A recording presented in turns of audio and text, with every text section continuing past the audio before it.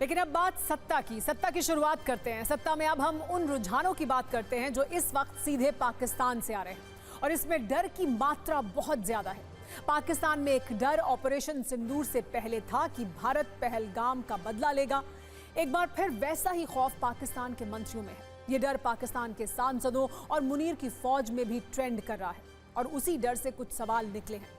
वो सवाल क्या है वो आइए आपके सामने रखते हैं। ये सवाल पाकिस्तान में ट्रेंड कर रहे हैं, पाकिस्तान के सांसद इन सवालों से डरे हुए हैं और सेना भी। बड़ा सवाल यह है कि क्या 30 घंटे के बाद पाकिस्तान में कुछ बड़ा होने वाला है। ये बड़ा सवाल है, ये पहला सवाल है जो पाकिस्तान में ट्रेंड कर रहा है। दूसरा सवाल यह है कि पाकिस्तान के सांसदों में आखिर 18 मई के खत्म होने का डर क्यों है। ये डर क्यों पाकिस्तान के सांसदों की जुबान पर आ रहा है। तीसरा प्रश्न भी आपके सामने रखते हैं, पाकिस्तान के हालात से जो उभर कर सामने आ रहे हैं। तीसरा सवाल ये कि पड़ोसी मुल्क पाकिस्तान के अंदर हर जगह इस वक्त 18 मई की चर्चा क्यों हो रही है। क्या लगता है पाकिस्तान को 18 मई को क्या होने वाला है। और चौथा और जरूरी सवाल सबसे ये कि क्या अब भारत पाकिस्तान को पूरी पिक्चर दिखाएगा, यानी अभी तक जो ट्रेलर देखा था क्या उसकी पूरी पिक्चर भी पाकिस्तान को जल्द ही दिखा दी जाएगी। और क्या इस वजह से पाकिस्तान में ये डर ट्रेंड कर रहा है, पाकिस्तान में क्या इसी वजह से सांसद और फौज इस डर से सो नहीं पा रहे हैं। हम सबसे पहले आपको पाकिस्तान के इस डर से 18 मई का कनेक्शन क्या है वो बताते हैं। ये वो तारीख है जब भारत पाकिस्तान के बीच सीज फायर खत्म हो रहा है और सीज फायर खत्म होने का मतलब है तनाव के तापमान में वृद्धि होना। हालांकि कल दोनों देशों के डीजीएमओ में बात होने वाली है, लेकिन पाकिस्तान में दहशत इस बात की है कि अगर सीज फायर पर सहमति नहीं बनी तो क्या होगा। और इसीलिए अचानक से पाकिस्तान के हालात और जज्बात दोनों बदलने लगे हैं। इसका पहला सबूत पाकिस्तान के पीएम शहबाज शरीफ का कबूलनामा, जिन्होंने पाकिस्तान की जनता और फौज के सामने भारत प्रायोजित तबाही की बात मानी है। दूसरा सबूत पाकिस्तान के डीजी आईएसपीआर का बयान, जिसमें अकड़ कम और डर अब ज्यादा है। ये डर पाकिस्तान की संसद के अंदर भी महसूस किया जा रहा है, जहां पाकिस्तान के सांसद बहुत ज्यादा तनाव में हैं। और ऐसे ही एक सांसद हैं शिबली फराज, जिन्होंने ये आशंका जता दी कि भारत आराम से नहीं बैठेगा। वैसे भारत का ये सिद्धांत है कि वो पहली गोली नहीं चलाता, लेकिन अगर गोली दुश्मन की ओर से चले तो फिर गोली गिनता भी नहीं है। वैसे पहले हम आपको पाकिस्तान के प्रधानमंत्री का बयान सुनाते हैं, जो अब तक झूठ का जश्न मना रहे थे, हवाई दावे कर रहे थे, रील्स बनवा रहे थे। लेकिन अब शहबाज ने माना है कि भारत ने कैसे उसके नूर खान और दूसरे एयरबेस को तबाह किया है।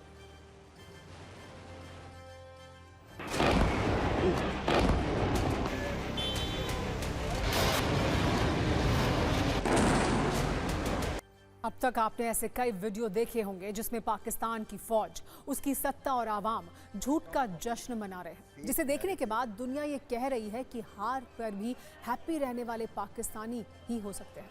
लेकिन अब इस जश्न पर भी पाकिस्तान ने यू टर्न लेना शुरू कर दिया है। पाकिस्तान के DG ISPR lieutenant general Ahmed Sharif Chaudhry का बयान सुनिए, जिनका कहना है कि पाकिस्तान जीत का नहीं बल्कि शांति का जश्न मना रहा है। यानी अब 18 मई से पहले पाकिस्तान की ओर से शांति के कबूतर उड़ाने का काम भी शुरू हो गया है। मतलब 18 मई खत्म होने वाली है, सीज फायर की डेडलाइन निकलने वाली है और इससे पहले ही पाकिस्तान में हृदय परिवर्तन होना शुरू हो गया है और सच स्वीकार करने वालों की लाइन लग गई है। इसी को डर कहते हैं और ये डर अच्छा है। मतलब हाल यह है कि शहबाज ने मान लिया है कि भारत ने नूर खान एयरबेस को तबाह किया। डीजी आईएसपीआर कह रहे हैं कि हम जीत नहीं शांति का जश्न मना रहे हैं। पाकिस्तान के नेता बिलावल भुट्टो कांप रहे हैं कि सीज फायर टूटा तो और खतरनाक होगा। और हमें यकीन है पाकिस्तान के जनरल आसिम मुनीर का भी कोई कबूलनामा लोड हो रहा होगा, जो ये बताएगा कि पाकिस्तान ने भारत के सामने कैसे सरेंडर किया। पाकिस्तान के इस डर के पीछे रक्षा मंत्री राजनाथ सिंह का वो बयान भी है, जिसमें उन्होंने कहा है कि अब तक पाकिस्तान में जो हुआ वो ट्रेलर था, असली पिक्चर अब दिखाएंगे। साथियों, ऑपरेशन सिंदूर ने यह स्पष्ट संदेश दे दिया है कि हमने शांति के लिए जितना अपना दिल खोल कर रखा है, शांति को नष्ट करने वालों के विरुद्ध उतना ही अपना हाथ भी खोल कर रखा है। साथियों, एक और बात मैं यहां साफ कहना चाहूंगा कि ऑपरेशन सिंदूर अभी खत्म नहीं हुआ है। जो कुछ भी हुआ है वह सिर्फ एक ट्रेलर मात्र था। अब समय आएगा, जब भी सही समय आएगा, तो हम पूरी पिक्चर भी दुनिया को दिखाएंगे।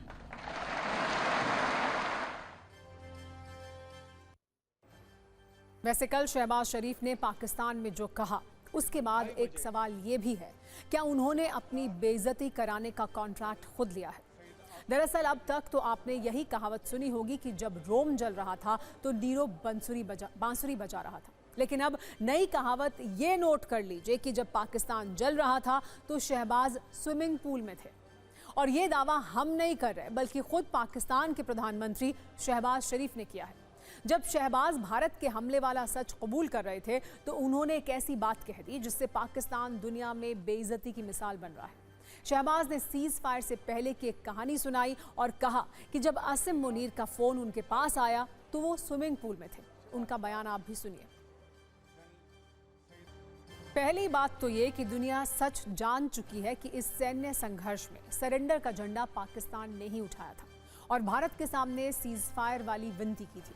और दूसरी बात यह कि जरा उस दृश्य की कल्पना कीजिए जब पाकिस्तान एक जंग के करीब खड़ा था, भारत की मिसाइलें तबाही मचा रही थी, पाकिस्तानी फौजियों की जान जा रही थी और पाकिस्तान के प्रधानमंत्री सुबह की तैराकी का आनंद ले रहे थे। अब इस पर पाकिस्तानी ही उनकी जबरदस्त क्लास लगा रहे हैं। और सत्ता में अब बात करते हैं पाकिस्तान में चर्चित ट्रेंडिंग वर्ड्स की, जिसकी वजह से शहबाज और मुनीर की संपूर्ण सत्ता परेशान है। ये शब्द जो ट्रेंड कर रहे हैं वो है टेंडर। पहले ऑपरेशन सिंदूर से तबाह पाकिस्तान ने सरेंडर किया था। अब अपने तबाह एयरबेस की मरम्मत के लिए पाकिस्तान ने टेंडर जारी किया है। इसका सीधा सीधा संदेश यही है कि पहले आतंक का गढ़ बन चुके पाकिस्तान की भारत ने मरम्मत की। अब पाकिस्तान ने अपने बर्बाद एयरबेस की मरम्मत के लिए टेंडर निकाला है। ये टेंडर पाकिस्तान में मची तबाही का सबूत है। पाकिस्तान को आतंकी हमले की जो सजा मिली उसका सबूत है। सत्ता के सभी न्यूज मित्रों को हम लगातार पाकिस्तान की तबाही के वीडियो दिखा रहे हैं, पाकिस्तान के कबूलनामे की कहानी भी बता रहे हैं। अब पाकिस्तान की बौखलाहट से साफ पता चल रहा है कि नुकसान तो भारी हुआ है। आपको टीवी स्क्रीन पर हम दो तस्वीर दिखा रहे हैं जिससे पाकिस्तान का डर डिकोड हो रहा है। एक तस्वीर में पाकिस्तान की वायुसेना का ओपन टेंडर नोटिस है, दूसरी तस्वीर पाकिस्तान के तबाह एयरबेस की थी। ऐसे ही एयरबेस की मरम्मत और मेंटेनेंस के लिए टेंडर निकाला गया है। वैसे देखा जाए तो आम दिनों में तनाव के दौरान कोई भी देश मेंटेनेंस और रिपेयरिंग के काम के लिए टेंडर नहीं निकालता है, लेकिन पाकिस्तान में ऑपरेशन सिंदूर वाले एक्शन के बाद की तारीख के साथ टेंडर निकाला गया है। इसमें एयरबेस का नाम है, वहां क्या काम होना है इसकी भी जानकारी दी गई है, जो इस बात का प्रमाण है कि भारत ने पाकिस्तान को कितनी चोट पहुंचाई है। 9 और 10 मई की रात भारत ने ऑपरेशन सिंदूर किया था। पाकिस्तानी वायुसेना ने 12, 13 और 14 मई को टेंडर जारी किया है। 12 मई को रावलपिंडी एयरबेस की मेंटेनेंस के लिए टेंडर जारी किया गया। 13 मई को रीसलपुर एयरबेस की मरम्मत के लिए टेंडर जारी किया गया। 13 मई को कलहर कहर एयरबेस के लिए टेंडर जारी किया गया। ये वही एयरबेस हैं जो भारत की ब्रह्मोस मिसाइल के प्रहार से खंडर हो गए थे। सबसे बड़ी बात यह है कि पाकिस्तान ने न सिर्फ टेंडर निकाले हैं बल्कि इसका भरपूर विज्ञापन भी किया जा रहा है। कई जगहों की रिपेयरिंग के लिए ओपनिंग डेट आने वाले दिनों में शुरू की जाने की बात कही गई है। खंडर एयरबेस के लिए जारी टेंडर के बाद आज आपको पाकिस्तान का कबूलनामा भी सुनना चाहिए। कैसे पाकिस्तान के पूर्व अधिकारी, पाकिस्तान के पत्रकार, पाकिस्तान की सत्ता के लोग ये मान रहे हैं कि भारत ने वहां के एयरबेस को भारी नुकसान पहुंचाया था। भारत के प्रहार से पाकिस्तान कांप उठा था।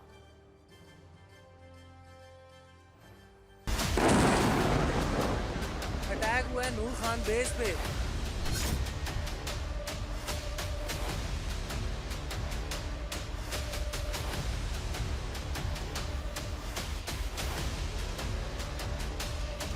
सत्ता की शुरुआत में हमने आपको ये बताया था कि जब पाकिस्तान पर हमले हो रहे थे तो उनके पीएम शहबाज शरीफ स्विमिंग पूल में थे। सिंधु जल संधि स्थगित होने के बाद पाकिस्तान की जनता को भले ही पीने का पानी ना मिले, लेकिन वहां के पीएम के पास स्विमिंग पूल के लिए भी पानी है। वैसे आने वाले कुछ वर्षों में आम जनता के साथ साथ पाकिस्तान की खास जनता को पानी नसीब नहीं होने वाला है और इसकी वजह है भारत का तुलबुल प्रोजेक्ट, जिस पर जम्मू कश्मीर में खूब सियासत हो रही है। इस सियासत की शुरुआत हुई जम्मू कश्मीर के सीएम उमर अब्दुल्ला के एक सोशल मीडिया पोस्ट से, जिस पोस्ट ने महबूबा मुफ्ती को बहुत ज्यादा परेशान कर दिया। अब वो इस पर सोशल मीडिया में लिख भी रही हैं और मेन स्ट्रीम मीडिया में बयान भी दे रही हैं। दरअसल उमर अब्दुल्ला ने सिंधु जल संधि स्थगित करने के केंद्र सरकार के फैसले पर कहा कि वुलर झील पर तुलबुल प्रोजेक्ट पर दोबारा काम शुरू करने का ये सही मौका है। ये बात महबूबा को बहुत बुरी लग गई। उन्होंने उमर के बयान को गैर जिम्मेदाराना और खतरनाक रूप से भड़काऊ बताया। इस पर सीएम उमर ने कहा कि महबूबा मुफ्ती सीमा पार लोगों को खुश करने की कोशिश कर रही है। महबूबा मुफ्ती इतने पर नहीं रुकी। उन्होंने ये आरोप लगाया कि उमर अब्दुल्ला भड़काने की कोशिश कर रहे हैं। मामला इतने पर नहीं रुका। उमर अब्दुल्ला ने महबूबा मुफ्ती से पूछा कि क्या वो इस बात को स्वीकार करने से इनकार कर रही हैं कि सिंधु जल संधि जम्मू कश्मीर के लोगों के साथ ऐतिहासिक विश्वासघात है।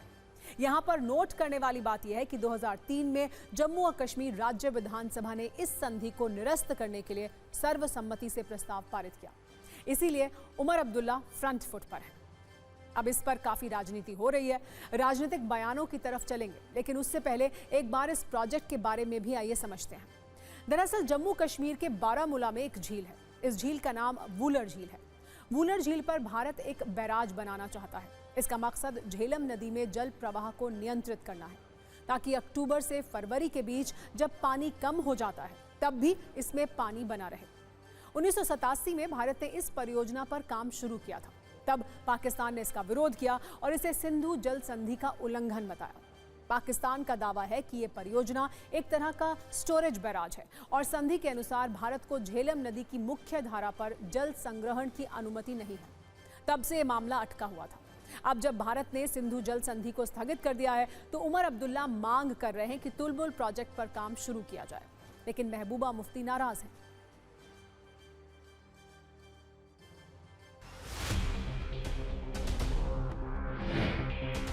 देखिए, मैं समझती हूँ जो इंडस वाटर ट्रीटी है, इसको जो सस्पेंड किया है गवर्नमेंट ऑफ इंडिया ने, मेरे हिसाब से ये अनफॉर्चुनेट है। आज भी वो पाकिस्तान के प्रति जो इनका प्रेम है वो बार बार जागृत होता है। तो इतना शायद हिंदुस्तान के लिए किया होता तो मिलिटेंट्स की सपोर्ट ना की होती तो शायद ये पहलगाम जैसे हादसे टल गए होते। हम कहते हैं किसी तरह से हमें यहाँ सुकून हो जाए, आराम हो जाए, तो ऐसे में मुझे लगता है हमें वो बात कहनी चाहिए जिससे अमन बढ़े। वो बात नहीं कहनी चाहिए जिससे प्रोवोकेशन हो और जंग जैसे हालात फिर से दोबारा हो जाएं। इस समय पे उन्हें भारत की बात करनी चाहिए, देश के साथ रहना चाहिए, लेकिन मैडम महबूबा अभी भी पाकिस्तान की बोली बोल रही है। तुलबुल नेविगेशन बैरेज यानी ये वुलर और जहलम के बीच में बनाया जा रहा एक वो प्रोजेक्ट था जिसको 1980 में प्रमाणिता मिली थी। 1984 में काम शुरू हुआ था, लेकिन 1987 में पाकिस्तान ने इंडस वाटर ट्रीटी का सहारा लेते हुए इसके काम यानी इसके निर्माण पर जो है आपत्ति जताई थी और इसका काम रोक दिया गया था। बैरेज बन पाता है तो कहीं ना कहीं 0.63 जो क्यूबिक सेंटीमीटर से आप कह सकते हैं 3 लाख क्यूबिक मीटर्स का पानी जो है इस डैम में जो है समा सकता है, जिससे न सिर्फ यहाँ से 3 ज़िलों को वाटर ट्रांसपोर्ट के ज़रिए से जोड़ा जा सकता है, बल्कि यहाँ से कई हाइड्रो इलेक्ट्रिसिटी के प्रोजेक्ट भी उत्पन्न किए जा सकते हैं। हालांकि महबूबा मुफ्ती की नाराजगी से अलग ये प्रोजेक्ट भारत के लिए काफी महत्वपूर्ण माना जा रहा है। वूलर झील पर बैराज बनने से सबसे पहला फायदा ये होगा कि झेलम नदी में पानी की गहराई बनाए रखने में मदद मिलेगी। दूसरा फायदा ये होगा कि जम्मू कश्मीर के कई इलाकों में बाढ़ का खतरा कम होगा। तीसरा फायदा ये होगा कि अब तक पानी की जो बर्बादी होती थी वो कश्मीर के लोगों के काम आएगा। चौथा फायदा ये होगा कि जम्मू कश्मीर के लोगों की वर्षों पुरानी मांग पूरी हो जाएगी। कुल मिलाकर अब जब भारत ने आधिकारिक तौर पर सिंधु जल संधि को निलंबित कर दिया है तो एक्सपर्ट भी ये मानते हैं कि तुलबुल प्रोजेक्ट पर काम शुरू करने के लिए ये पूरी तरह से उचित समय है। इंडस वाटर ट्रीटी का बेस में जाने के बाद हम तुलबुल प्रोजेक्ट को शुरू कर सकते हैं और अगर ये प्रोजेक्ट बन जाता है तो इंडिया को 2 फायदे होंगे। एक तो ये नेविगेशन प्रोजेक्ट बनेगा, इसमें पूरे कश्मीर में जो टूरिस्ट आएंगे उसके लिए नेविगेशन फैसिलिटीज़ होगी, प्लस और वाटर टूरिज्म भी हम इससे करवा पाएंगे और दूसरा जनरेशन भी होगी जिससे हमारा कश्मीर पूरा जो है उसको बिजली का बहुत ही फायदा होगा। सिंधु घाटी से जुड़ी इन दोनों नदियों पर बांध बनने के बाद पाकिस्तान के एक बड़े हिस्से को पेयजल के लिए अफगानिस्तान के रहमो करम पर रहना होगा। लेकिन पाकिस्तान को पानी के लिए सिर्फ भारत के सामने मिन्नत नहीं करनी पड़ेगी, उसे अफगानिस्तान के सामने भी गिड़गिड़ाना पड़ेगा। सिंधु जल संधि के बाद अफगानिस्तान की ओर से वाटर स्ट्राइक की तैयारी हो रही है। अफगानिस्तान 2 बांध परियोजनाओं पर काम कर रहा है। पहली बांध परियोजना काबुल नदी पर है, जिसे शहतूत बांध परियोजना कहते हैं।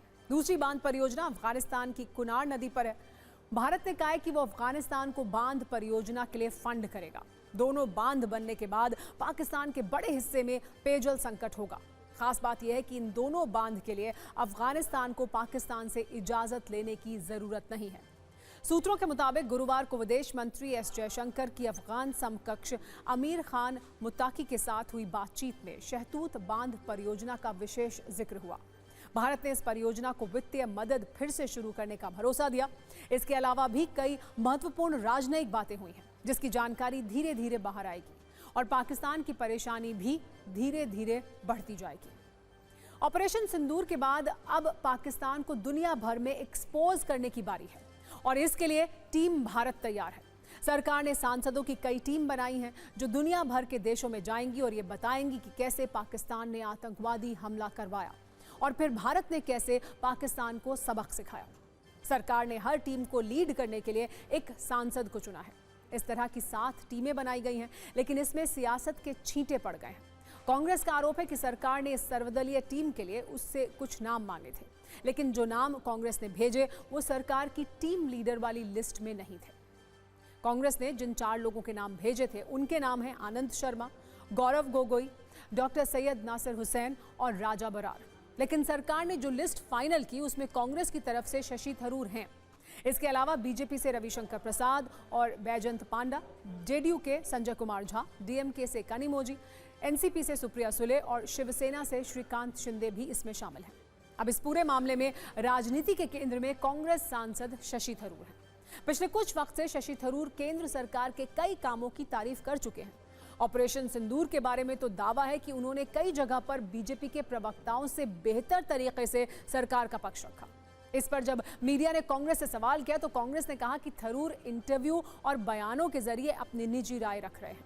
इतना कुछ होने के बाद जब सरकार ने कांग्रेस से विदेशों में भारत का पक्ष रखने वाले नेताओं की लिस्ट मांगी तो कांग्रेस की लिस्ट में थरूर का नाम नहीं था, लेकिन सरकार की लिस्ट में थरूर का नाम सबसे ऊपर था। कांग्रेस कह रही है कि सरकार इस मुद्दे पर भी राजनीति कर रही है, जबकि थरूर सरकार के प्रस्ताव को सम्मान की बात बता रहे हैं और ये कह रहे हैं कि जब राष्ट्रीय हित की बात होगी और मेरी सेवाओं की जरूरत होगी तो वो पीछे नहीं हटेंगे।